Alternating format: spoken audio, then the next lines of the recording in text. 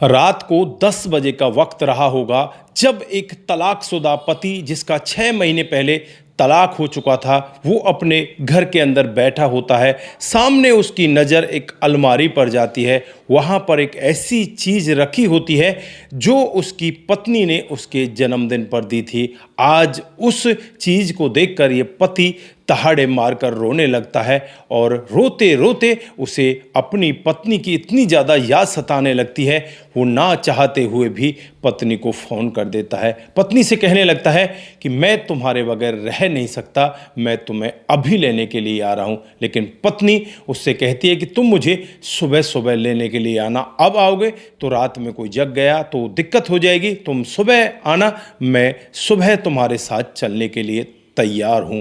दोस्तों, ऐसा पत्नी ने क्यों कहा और क्यों इनका तलाक हुआ था, सारी कहानी आज डिटेल के साथ हम लोग जानने वाले हैं, तो वीडियो के साथ अंत तक जरूर बने रहिए। नमस्कार, जय हिंद। आप देख रहे हैं APH न्यूज़ राहुल रावत के साथ। दोस्तों, आज की जो हकीकत की घटना आप लोगों को बताने जा रहा हूं, ये राजस्थान के जोधपुर की है। यहाँ पर राकेश नाम का एक लड़का रहा करता है जो कपड़े बनाने वाली फैक्ट्री में काम किया करता है। राकेश के घर में उसका बड़ा भाई है, भाभी है, माता पिता सब लोग हैं। बड़े आराम से घर परिवार चल रहा होता है। अब घर वालों को लगने लगता है क्यों ना इसकी शादी कर ली जाए। दोस्तों, पड़ोस के ही एक गांव से एक लड़की को देख लिया जाता है जिसका नाम सविता होता है। सविता देखने में बड़ी खूबसूरत होती है, उसका नेचर भी बहुत अच्छा होता है, कामकाज करने वाली होती है। जैसे ही सविता अब अपनी ससुराल में आ जाती है तो जो उसकी भाभी होती है वो उससे जलने लगती है कि ये पता नहीं क्यों आ गई और क्यों इस घर में इस तरह से ये सबकी चहेती बनती जा रही है। सब लोगों का यहाँ पर इसी के ऊपर प्यार बढ़ता जा रहा है। अब जो बड़ी भाभी है उसे बुरा लगने लगता है और वो मन ही मन इससे बहुत ज़्यादा जलने लगती है। दोस्तों, कुछ दिन तो ऐसे ही चलते हैं, लेकिन कुछ दिन के बाद वो मन की भड़ास बाहर निकलने लगती है और यहाँ पर लड़ाइयाँ होने लगती है। जो इन बच्चों का पापा होता है, यानी कि जो राकेश का पिताजी होते हैं, वो अब इनसे कहने लगते हैं कि बेटा ऐसे काम चलेगा नहीं, अब तुम्हें अलग होना पड़ेगा। सब अलग हो जाते, तुम भी अलग हो जाओगे तो कोई बड़ी बात नहीं है। और फिर यहाँ पर राकेश अपनी पत्नी को लेकर एक किराए के कमरे में बाहर जाकर रहने लगता है और वहीं पर अपने कामकाज को करने लगता है। धीरे धीरे समय बीतने लगता है। जो राकेश की पत्नी होती है सविता, वो राकेश से बहुत ज़्यादा प्यार किया करती, हर वक्त उसका ख्याल रखा करती। अब यहाँ पर इनको लगने लगता है कि यार कब तक किराए के कमरों में हम इधर उधर भटकते रहेंगे, क्यों ना अपना खुद का घर ले लिया जाए। फिर यहाँ पर राकेश खुद एक छोटी सी कपड़े की दुकान खोल लेता है और वहीं पर कामकाज चलाने लगता है। दुकान कुछ दिन चलती है लेकिन उसके बाद उसे उसमें घाटा हो जाता है। फिर ये मैन्युफैक्चरिंग का काम स्टार्ट कर देता है, कपड़े बनाने का काम स्टार्ट कर देता है और वो काम इसका इतना ज़बरदस्त चलता है, दिन दूनी रात चौगुनी तरक्की होने लगती है। अब तो यहाँ पर इतना पैसा हो जाता है, ये अपने खुद का एक बंगला खरीद लेते हैं और खुद की गाड़ी होती है, हर तरह की मौज ही मौज होती है। लेकिन जैसे जैसे पैसा बढ़ता चला जाता है वैसे वैसे अब जो राकेश है वो कविता से दूरियां बनाने लगता है, क्योंकि वो दिन भर हारा थका हुआ आता और शाम को आते ही बस सो जाया करता। जो कविता होती है वो बार बार यही कहा करती कि भाई मुझसे भी थोड़ा सा बात कर लिया करो, मैं तुम्हारे लिए ही यहाँ पर बैठी रहती हूँ, तुम्हारे लिए खाना बनाती हूँ, शाम को आकर अगर तुम मुझसे दो प्यार भरी बातें कर लोगे तो तुम्हारा जाएगा ही क्या। लेकिन यहाँ पर राकेश बस यही कहता कि यार मैं थका हुआ हूँ, मुझे बस परेशान मत कर। दोस्तों, इसी तरह से अब दोनों के बीच में तकरार बढ़ने लगती है। जो प्यार होता है अब तकरारों में बढ़ने लगता है और तकरार इतनी ज़्यादा बढ़ जाती है, एक दिन कविता राकेश से कह देती है कि जब तुम अगर मुझसे बात ही नहीं कर सकते, मेरे साथ प्यार भरी बातें नहीं कर सकते, तो ऐसे पैसे का मैं क्या करूँगी, अचार डालूंगी क्या।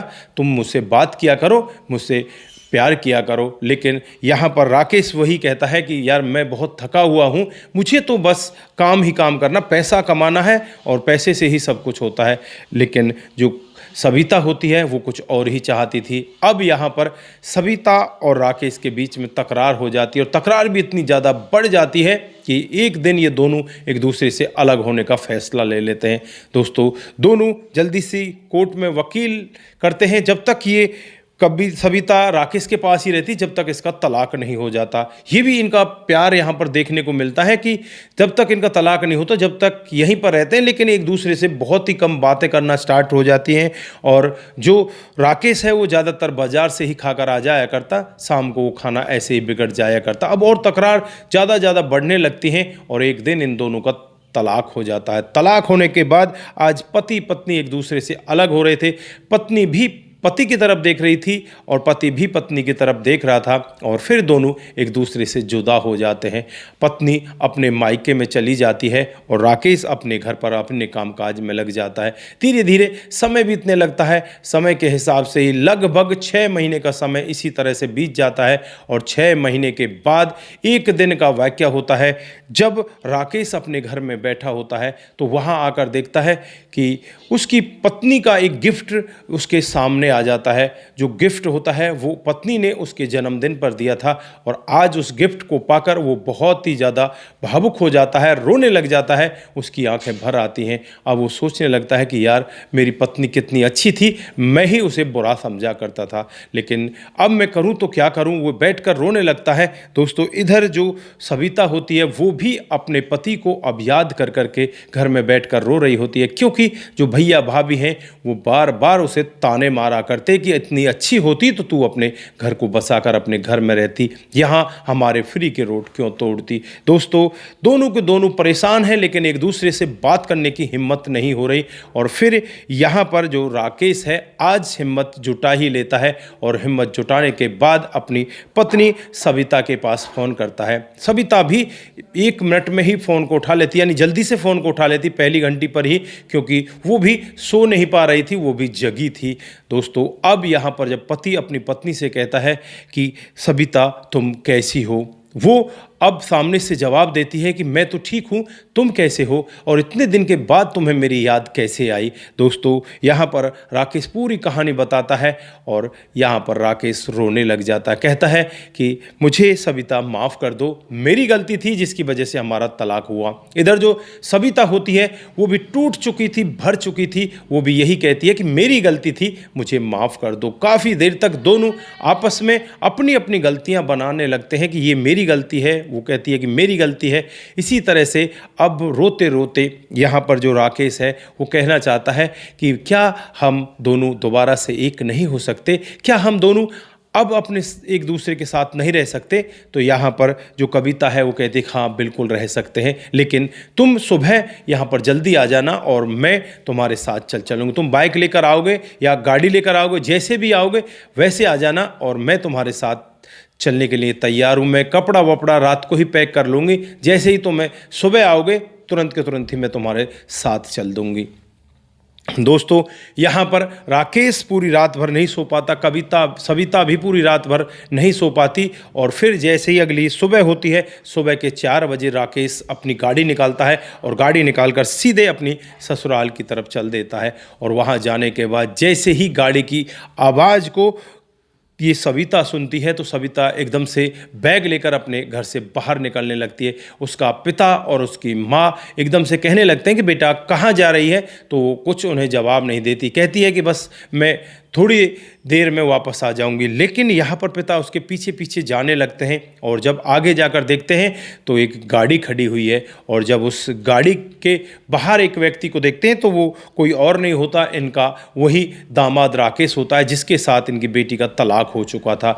आज यहाँ पर अपने दामाद को देखकर ये खुश तो होते हैं, लेकिन यहाँ पर उन्हें रोकने का यत्न भी करते हैं कि तुम इस तरह से क्यों जा रहे हो, घर में बातचीत करके जाना। लेकिन ये दोनों के दोनों रुकते नहीं और वहाँ से बैठकर गाड़ी में सीधे अपने घर पर पहुँच जाते हैं। घर पर पहुँचने के बाद तुरंत ही मंदिर में जाते हैं, वहाँ जाकर दोनों एक दूसरे के साथ शादी कर लेते हैं। और जब ये बातें आसपास के लोगों में फैलती हैं कि इस तरह से लड़की तलाक होने के 6 महीने बाद घर से चुपचाप निकल गई, तो उन्हें पता चला कि वो तो उसी लड़के के साथ गई है जिसके साथ उसका तलाक हुआ था। तो आसपास के लोग भी कहते हैं कि यार ये अच्छा रहा कि इसका घर बस गया। जब घर वालों को पता चलता है लड़के के, तो लड़के के घर वाले यही कहते हैं कि देर आए दुरुस्त आए, लेकिन अच्छा रहा उनका घर बस गया। दोस्तों चारों तरफ अब इनकी वाहवाही होने लगती है और ये फिर अपने कामकाज को बड़े आराम से अब आगे बढ़ा रहे हैं। अब ये एक दूसरे के साथ दुखी नहीं होते।